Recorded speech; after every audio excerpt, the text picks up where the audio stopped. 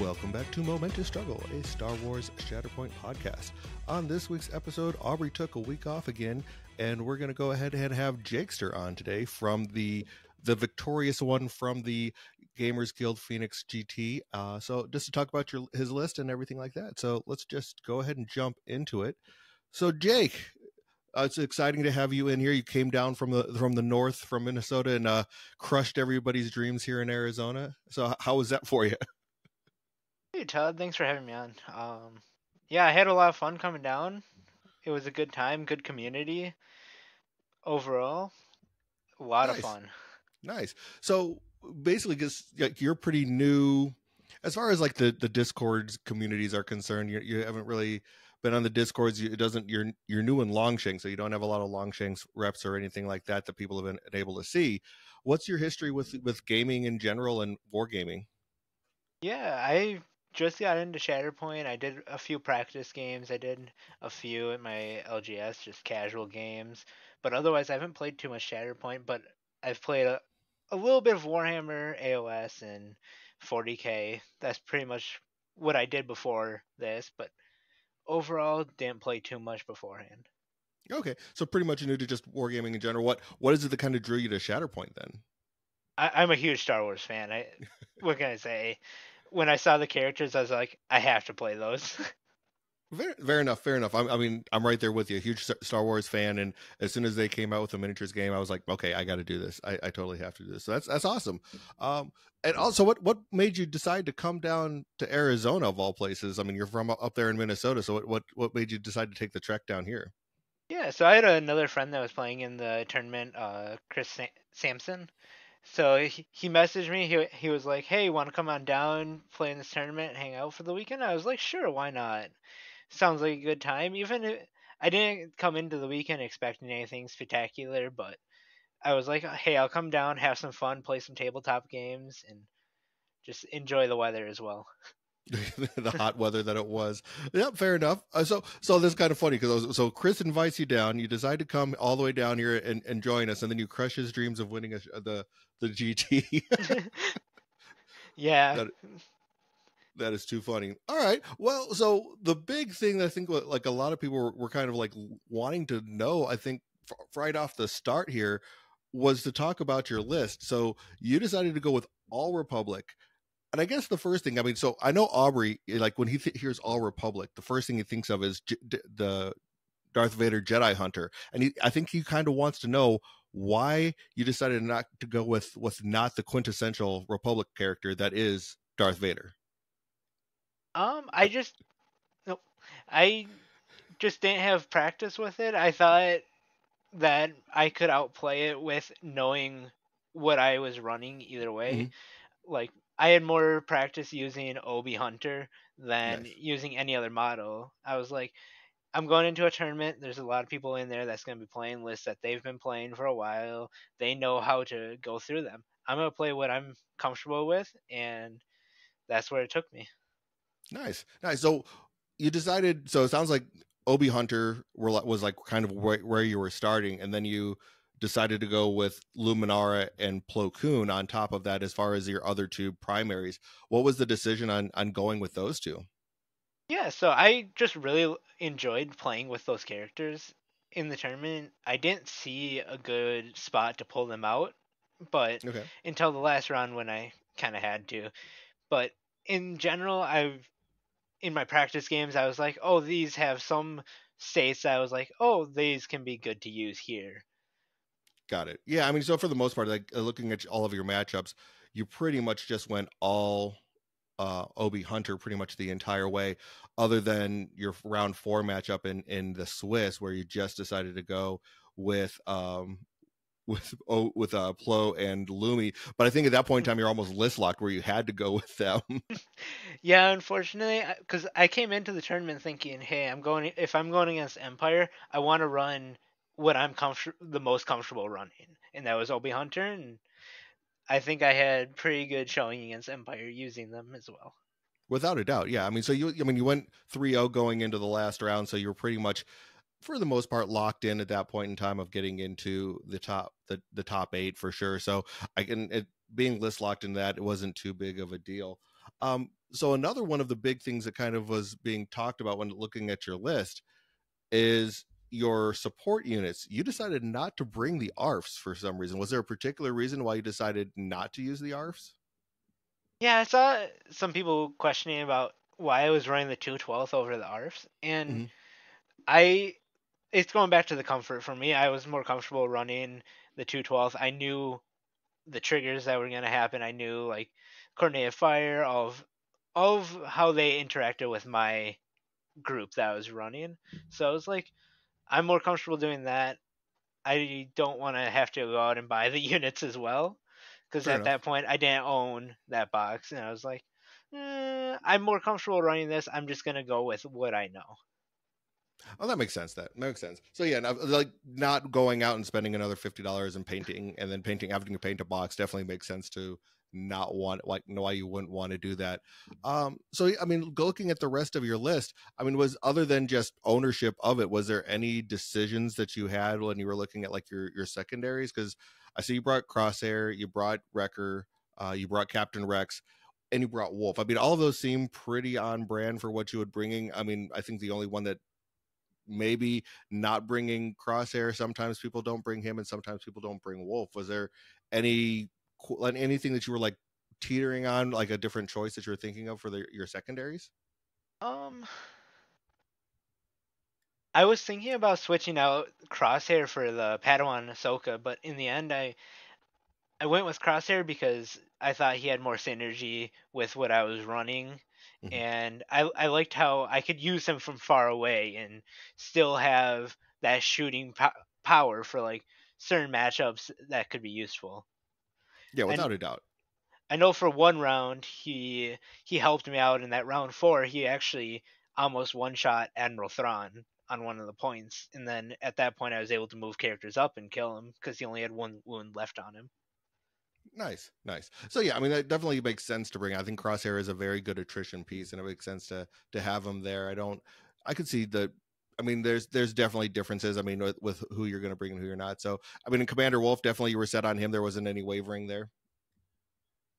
Not really. I enjoy how he plays. I enjoy how he plays in that kind of like list Nice. as well with the wolf pack that I was also running as the supports there as well. I enjoy how those two work together, and then how I can move them off the board with Plo as well. It just felt good to me, and I felt that it could be useful to run him. Well, without a doubt, yeah. I mean, and when you get that entire synergy of that Plo Koon box all together, definitely helps out. I mean, and it goes. I mean, just having the reps and being comfortable playing what you were playing. I mean, it definitely goes to show how well the overall that went with you, for you, I should say. So yeah, I mean, was there? I mean, and then looking at the secondary or the supporting units, I should say. I mean, we talked about the ARFs. Were there any other units that you thought might be a better fit other than what you were using? I mean, some people are kind of down on Echo and Tech for what it's worth, but I mean, when if you're going to be bringing Obi-Wan, that helps with the hunker tokens and their synergies, and having, of course, having Hunter helps too. So, was there any thoughts about somebody different there? Not really. I like you said, I kind of like the synergy with the hunker tokens. How like that list I ran Obi, Rex, and Echo and Tech. I liked how there were so many ways that I could get those hunker tokens on them to get that extra dice on the attack and defense rolls. I thought that would work out really well for me, and overall it did help out a lot. I Nice, know nice. I know on like some defense rolls they almost got wounded, but I that one extra dice matters. Yeah, I mean, there's a lot of times where you get that alive on one special. I mean, and that's definitely going to help when you have, especially in those attack dice. If you're going to be able to add an extra attack dice, or just having that extra defensive dice, definitely comes in handy. So I can see that. I can definitely see that one dice, that one extra step down the tree. Sometimes not getting there is the difference in holding a point or losing a point. For sure. All right. So yeah, I mean, kind of going through the overall going through the event itself. I mean, we did around a Swiss. I mean, did you have any? How early did you get in? I mean, because did you fly in like the night before, or was it? Because I know there's got to be a little bit of jet lag. But we got about 2 hours difference. How did you? What was your game plan for coming into the event? Yeah, I flew in the afternoon before. I think I landed at about 4 or 5 p.m. Okay. And yeah, I just wanted to make sure that I could hang out, get that rest before the tournament. I know that didn't end up happening because we were playing practice games up until like 2 a.m. before the tournament. So we all came in pretty tired going into that. That's pretty funny. So basically, you're like, okay, I'm going to get in early, going to get some rest, and then you're just going to practice all night and not even get enough rest to sit there and make it through. So that's, well, I mean, it still worked out for you. Like, I mean, I know your first round. I remember walking past your table a couple times. You guys kind of, it seemed like you guys were getting off to a little bit of a slow start, but you ended up winning 2-0. I mean, overall, I mean, any thoughts on that game and how that went? Because that was against Vader and like Vader won and Hunter. Yeah, that game was. I think it all came up to I drew better than he did Mhm. at that point because I was able like right away struggle one I was able to get 3 points. I was able to get all three of the points and I was able to hold them for the whole struggle. And then going into struggle two, he just didn't have the momentum to keep up. And at that point, it was just I was just wounding his stuff, and then he wasn't able to shoot back at me. Yeah, and you were playing on Never Tell Me the Odds. So I mean, if you're able to get those 3 points right off the bat, that definitely does help on Never Tell Me the Odds. I mean, going into Vader one, I think early on in the game. I mean, how long have you been playing the game for now? I mean, did you pick it up when it first started? I've played not much. I did a show at the LGS when it first came out, like the hey come check out this game, and then I didn't play for probably a year, and then I picked up played a few games, and then dropped it for a few months, and then I got back into it again about a month and a half ago. Oh wow! So you basically you're just like, I'm brand new to, pretty much just gonna pick it up and run and go to like a major event. That's pretty awesome right off the bat. That's Yeah. fantastic. All right, so it's probably a little bit of a learning curve. So I mean, you didn't really go and deal with a lot of like the Vader attrition when he was really strong and everything like that. So I guess it's you don't have a lot of comparison as to like when he was first being played pretty heavily versus now. I mean, were you worried about Vader in this one? I mean, was there any times where he came up and kind of did his thing that just were like kind of put you on a back foot or gave you a little bit of pause? Yeah, I definitely came into the whole tournament being scared of Vader because I know I played a lot of practice games with an opponent that played a lot of Vader. That was his main list that he was running was Vader Jedi Hunter, and I came in being like, this is scary. I want to play my best against this, and I kind of knew how to come into it to play and go against it, but otherwise, I thought it was a little underwhelming now. But Yeah. I don't know if that's based on like dice rolls or anything like that. But he did one shot my hunter at one point, so that was a little scary. I mean, that's what Vader kind of does, but I mean, it's he hits really hard, but then outside of that, there's not really a lot going on outside of that. So it's one of those where it's he at one point in time when he first came out, he was kind of the boogeyman, but not anymore. So yeah, I mean, it's and like being able to have that practice into it definitely would probably helped out quite a bit too.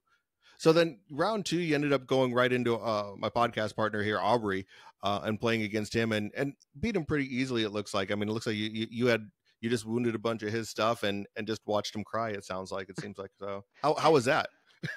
Yeah, that match was interesting for like the first struggle, and then going into it, the second struggle, I kind of got my footing in there. I kind of knew how I wanted to play it out by targeting certain units like Ezra. He was playing Mando, Yeah, and Mando Mall. yep. So I knew I wanted to prioritize taking out those units because then he wasn't able to do too much. And at that point, I did wound Ezra. I wounded Mando, and then I was able to take struggle 2, and then struggle 3 just went my way, fortunately, because of the placements of the points. Okay. I mean, and sometimes that happens. Sometimes the placements happen, but I mean, it's like you were saying from the start. You were very practiced with playing Obi Hunter, and I think that's probably was the difference there. I mean, because Aubrey, I know hasn't gotten as many reps in, and he's still been tweaking his Mando Maul list quite a bit. So it probably, I mean, but having the reps and having the familiarity with your list, I think, is probably something that's very important, especially in a big event like this, because then I mean, you had 4 rounds. It was a long day. So I'm sure it was just having that comfort list that you can just fall back on was probably pretty good. Yeah, I always say that comfort is the number one thing. You can play the meta list all you want, but if you're not comfortable with them, you're not. There's a chance that you'll show up with it, but otherwise, I think comfort's the biggest thing. You'll know exactly what's happening, exactly what you need to do, what triggers are gonna go off, and what to look for. Exactly. Yeah. Knowing how to play your list. I mean, just like with any type of game, knowing how to play, like in card games, how to play your deck, or in video games, how your certain characters and how your loadouts play is definitely like going to help out for sure. So I can see that. All right. So then going into round 3, you played against Sheev, and he was playing Empire here. So he was playing the Vader 2 with Iden, and you again decided to bring your Republic list of Hunter and Obi. What was that one like? Because I think that was probably, I think that one went to time, didn't it? Yeah, that one went to time, and then we ended up going to points control, and then I ended up taking it at that point. Hmm. That Empire was very scary. He plays a very scary Empire list, and he runs it very well. Um, most of the game, I was sweating up until like the last 5 minutes. I was like, "This is I don't know how I'm gonna win this." Hmm. When we ended up getting to like mission critical and closer to like when time was gonna be called, I kind of knew my goal was to take the middle point, and I kind of knew that I was going to be able to get Obi-Wan with my Shatterpoint card looking at what was left in my deck. And with Obi-Wan, I was able to get up top, get to the point, and force push somebody off to be able to take the point. And then he was never able to contest the back point, so I was like, I'm guaranteed 2 points to be able to Makes end it sense. there. Makes sense. I mean, I think that, and that's one of the things we were talking about in our Discord was kind of like where the tiebreakers are, and it sounds like you kind of had a plan of, okay, we're in the last point part of the game, and looking at where you need to control and what you need to hunker down on, like no pun intended there is, but what you need to actually hunker down on in order to um get that, potentially get that tiebreaker win. Was that kind of where your thought was at that point in time, or you just like what was kind of your thought process on that? I kind of looked at the momentum. We were going back and forth for a while there, going back and forth, and I was like, Mission Critical was called a while ago. There, at some point, it has to end, Hmm. and I'm gonna be prepared the best I can. And I was like, okay, I need to have at least 2 points. I need to, if anything, that's gonna help me out throughout the round. Just gain those two momentum and being able to get Obi up there. It's very hard to get him off the point Right. once he's Yeah. on there. You either need like a tiebreaker unit or another unit that can push him or take him off there. Right. Yeah. Because Obi himself, he's a very hard unit to displace just because of a lot of the different things that he is able to do. So I mean, it's being able to have him come up as your shatter point was probably a pretty beneficial for you at that point in time. You did say you shatter pointed him, correct? Yes. Yep. Yeah.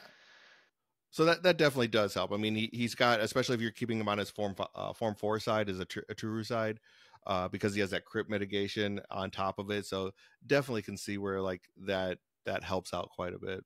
Yeah, and then when he gets engaged, he doesn't lose his hunkers as well. That helps out a lot. Yeah. So just like getting him in there, being able to roll a lot of defensive dice, and like I was saying, the crit mitigation probably definitely helps out quite a bit too. So that's, I mean, that was a smart play overall. I think that's right. And the luck of, to a point, the luck of the draw, being able to have that shatter point to get him into the position to do so. So I mean, it's always good when you're able to do something like that.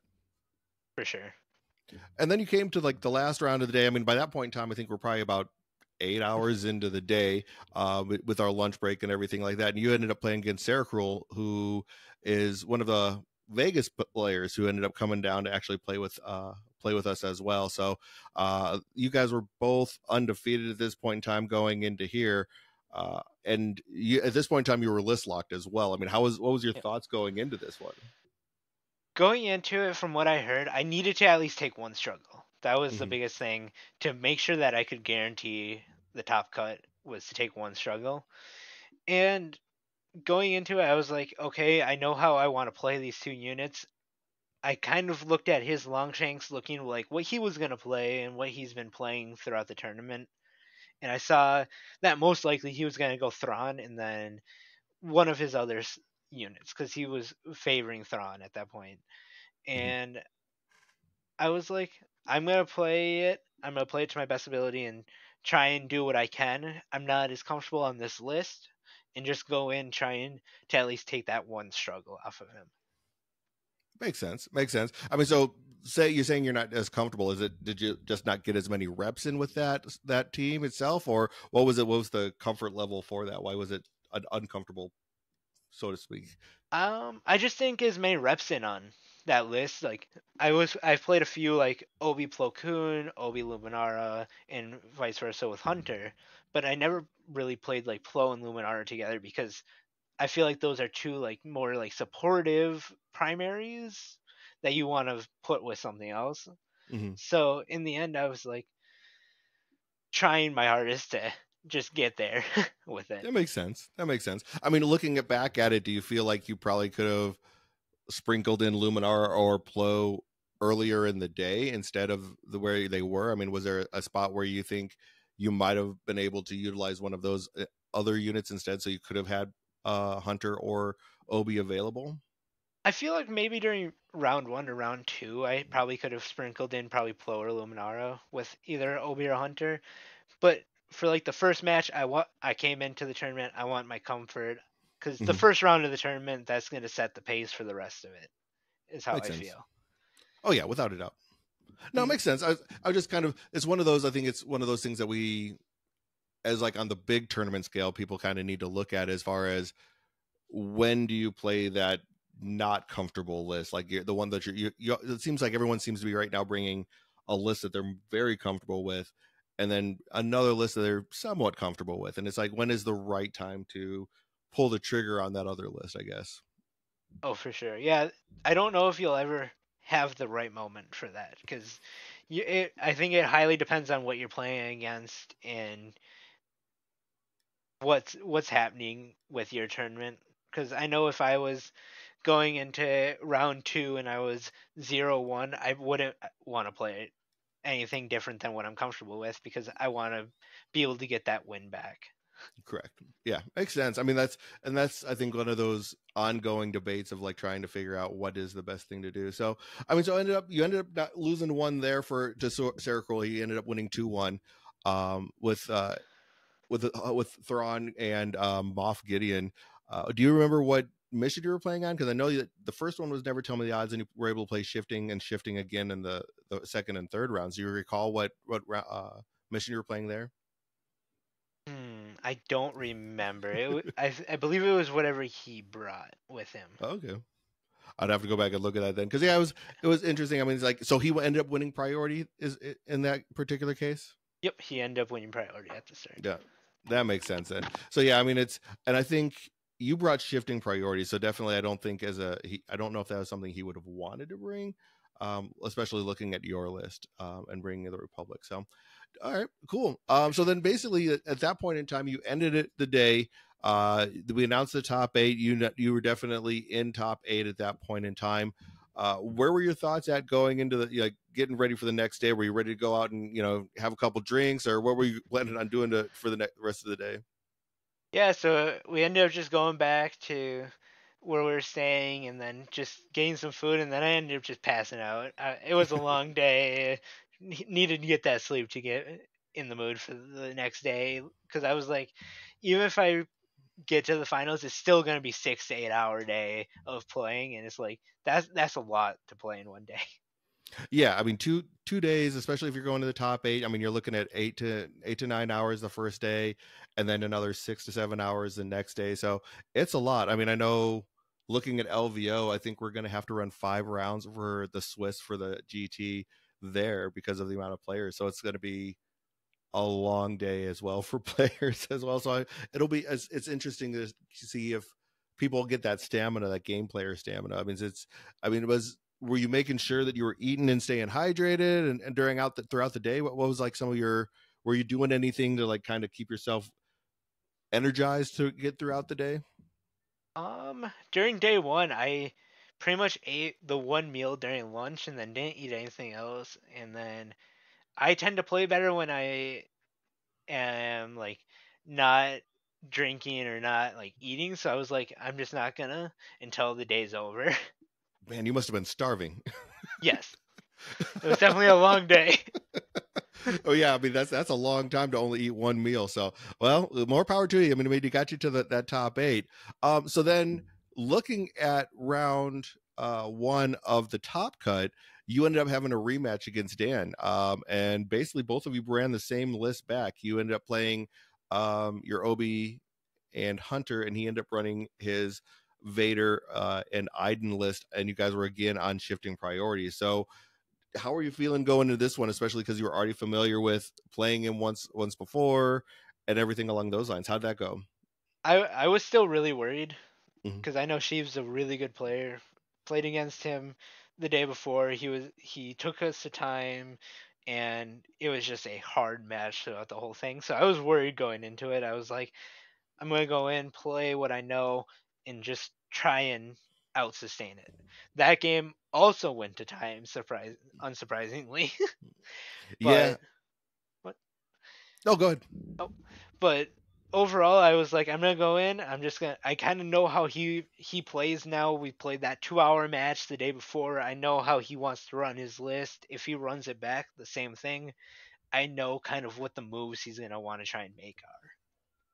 And was there a lot of like very similar movements to that? I mean, is that like something that like I mean, I guess as a player in that kind of competitive sense, I mean, is that something that you noticed like during the gameplay that like he was some of the play style didn't change? He didn't change any of his like normal tactics or anything like that? Yeah, I from going through like the second time I played him about 30 minutes in, I could start to see the trends of like Hmm. how he wanted to play and how he played it being matching up to the same that he played it on day one. It was pretty similar. It's just a little bit different based on the different terrain. Okay.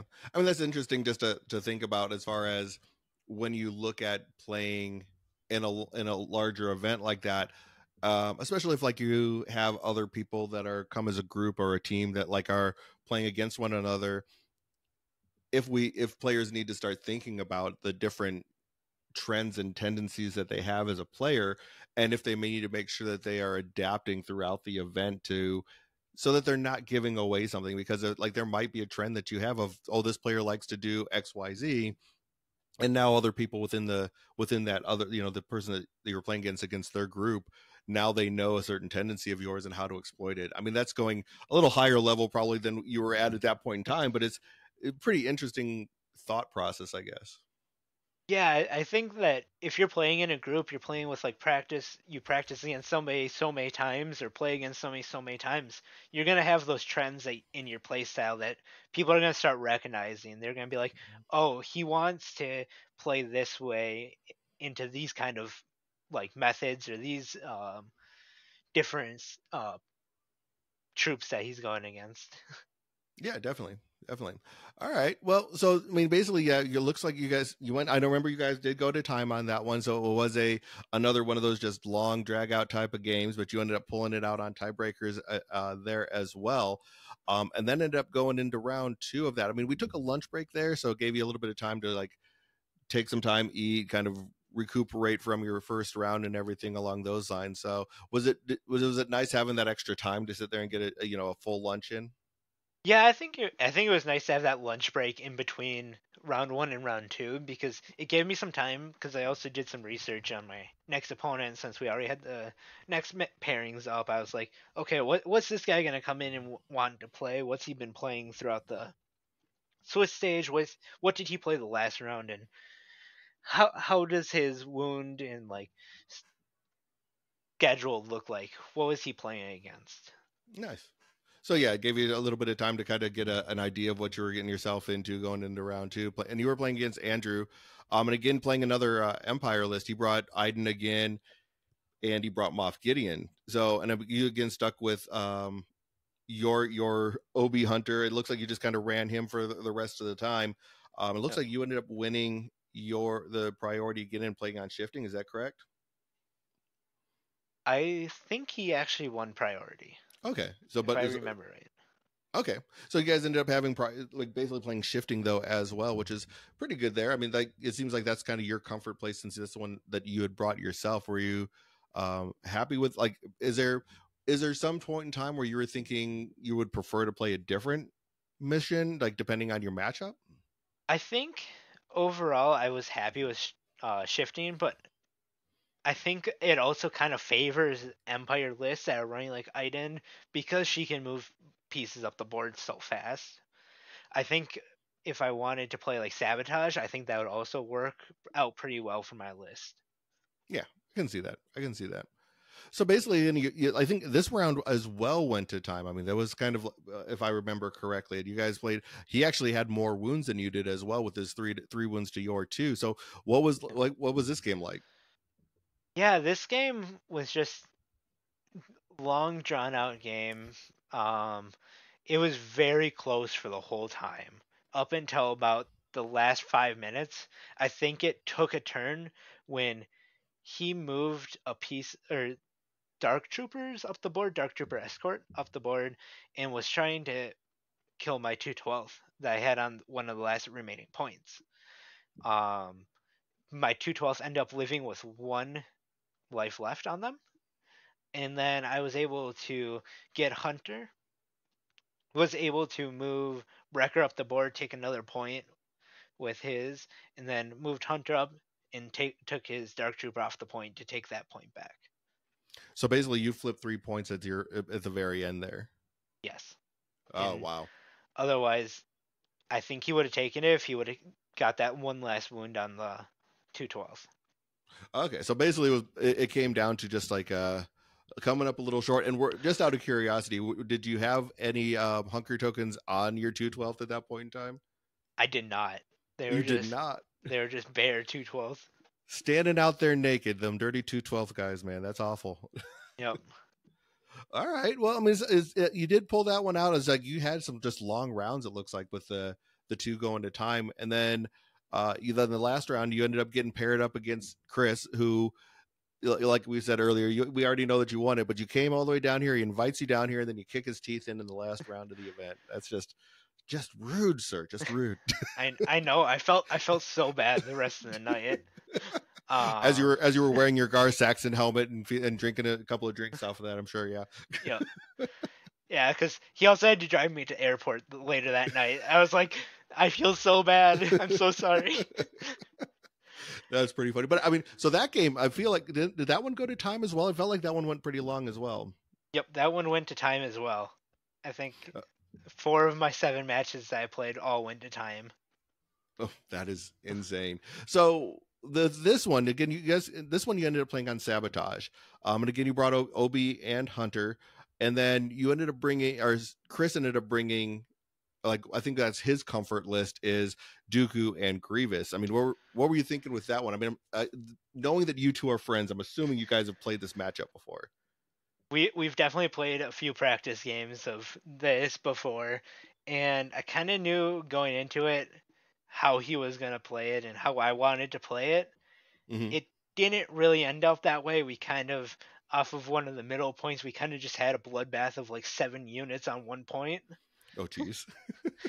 Um, at one point there was like 4 wounded characters on the point, and then it was just Obi-Wan and Grievous sitting on the point. Just nobody could take control of it. So it basically was just kind of like just too many people all over the place and not able to do anything about the points because you just had too many dead bodies hanging around. Yeah, at one point it was like you couldn't fit any more models up there because all the space was taken up. Oh, that's insane. That's wild. All right. So basically, it just sounds like you guys had like a really a knockout, drag out fight when it came down to it. Um, what like so closing thoughts? I got not closing thoughts, but like looking back at the entire event, I mean, what are your thoughts on that? I mean, like on the GT and how the event ran. I mean, how did you feel about it? Did you have a good time or? Yeah, I had a great time. I thought the TO and the judges were amazing. They all did a good job. I thought the venue was great for it. There was a lot of Mhm. space. It didn't feel crowded in there. Um, and overall, I thought the games were a lot of fun. I felt like the community all had a good time, and just overall, it was just a good time. Nice. Yeah, I mean, I think it was interesting. This store just opened literally the day before was the first day that they actually opened up the store. So it was interesting to sit there and have that event take place and at the grand opening of the store and everything along those lines. But yeah, I mean, so overall, like your community, what does your community like up there in Minnesota look like? Do you have like a large group that plays at your stores up there, or what's that like? Honestly, I'm not too sure. I haven't gotten together with a lot of them. I pretty much the practice games I've played have all been against friends that I've had to bribe into playing with me Nice. to be like, hey, if I provide the units, will you play with me? It's a lot of the Warhammer community that I played with, so they're used to the tabletop games, but it took them a little bit of time to get into like the rules and all of that.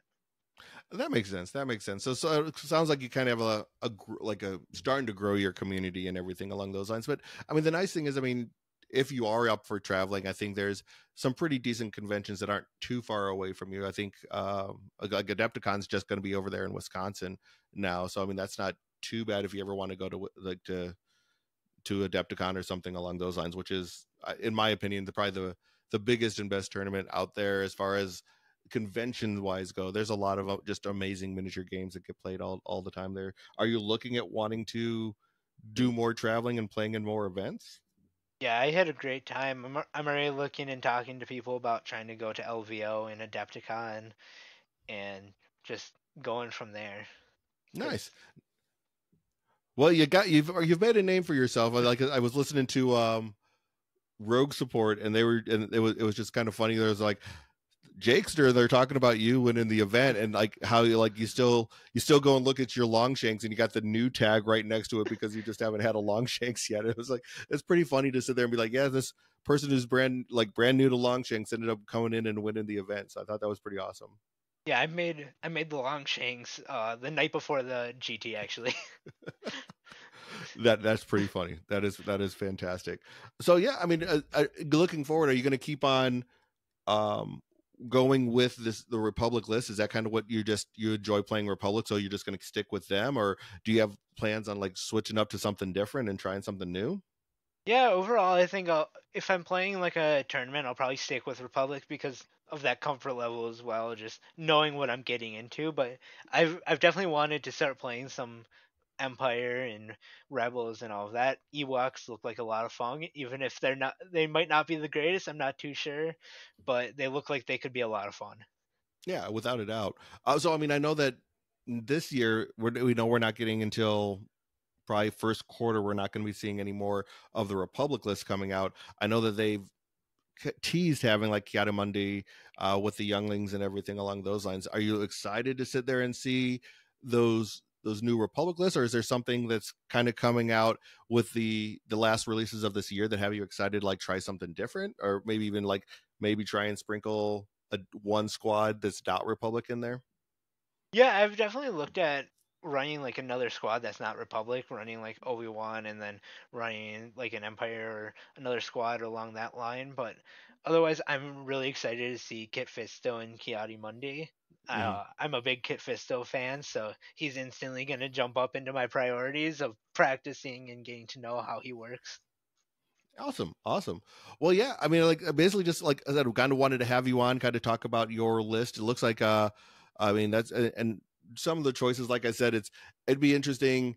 Have you thought about like with like some of the people talking about the ARF troopers and not using them? Have you thought about potentially buying that box to add them in? I mean, it sounds like you probably don't want to have mace, and you're not going to, and I don't think anyone ever uses pawns. So I mean, you're really just buying the box for the supports. I mean, is that something that you're wanting to do, or are you just like not even worried about it? Yeah, I definitely want to try them out, see how they work out, Hmm. because you won't know unless you try them. Because Yeah, I tried them a few times, and that those few times I kind of got beat, and I was like, oh, maybe I don't want to try them anymore. But now that I've played more of the game, I understand more about it. Now I want to try them again and be like, does this? Do I want to add these in there? Do they work out how I want to run my list?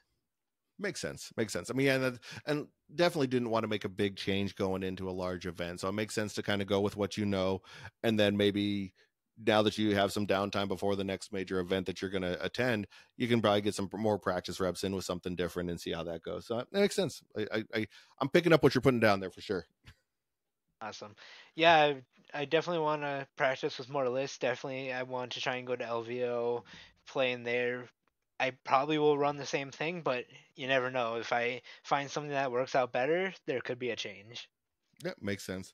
Yeah, and I know unfortunately LVO sold out, and I know you said you were looking for a ticket. So if anybody out there is not able to attend, Jakester is looking for a ticket for you to hook them up. So like definitely, I hope you're able to find something. I know that usually there's sometimes a couple people that plans fall through and they're not able to make it. So hopefully, like we can help you find a ticket or something like that to get out there, because I think it'll be a fun event for you. And I know Chris is already going up, and myself and Aubrey are going to be the two main TOs for that one. So it should be a fun event. So hopefully you can find a way to get out there.